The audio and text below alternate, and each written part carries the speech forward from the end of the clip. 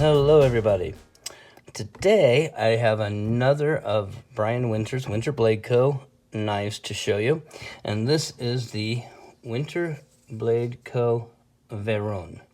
Now, the Veyron is an excursion, if you will, of him from his normal knife making of using a magnet style actuator or detent and things like that to a more normal crossbar style lock, which you can see here.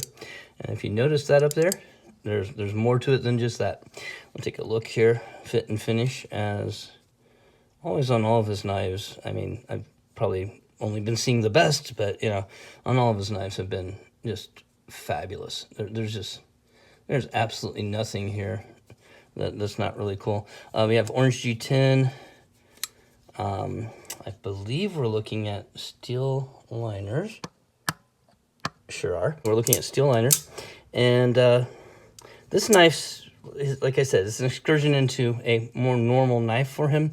But he couldn't just do a normal knife. He had to make it special. So he added this feature to the crossbar lock, which allows you to activate it kind of like a shark lock, if you will, but it's not, because it's a crossbar lock. So anyway, giving you the ability to flip this knife like so.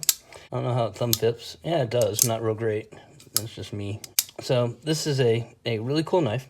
I believe we are in 20 CV. There we go. 20 CV. We have a kind of a almost a cleaverish blade. I'm not even sure what style to call this blade, but it's very similar to most of his style blades. It's kind of his signature style, I think, if I may be so bold as to say that.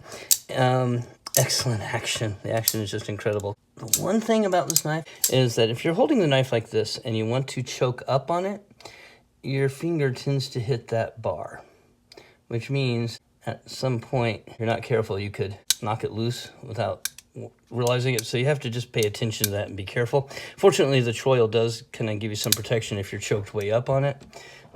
Back here, you could get yourself if you're not careful. Other thing that just, if I can add constructive criticisms, please, Brian, forgive me. I really mean no harm.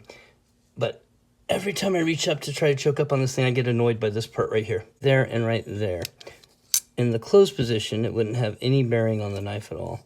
And in the open position, as far as I can see, if you took out a little bit right there and a little bit there, it would give you a really perfect finger choil spot right there. That's just me. I like finger choils. So again, I mean no criticism, just a thought, if you will.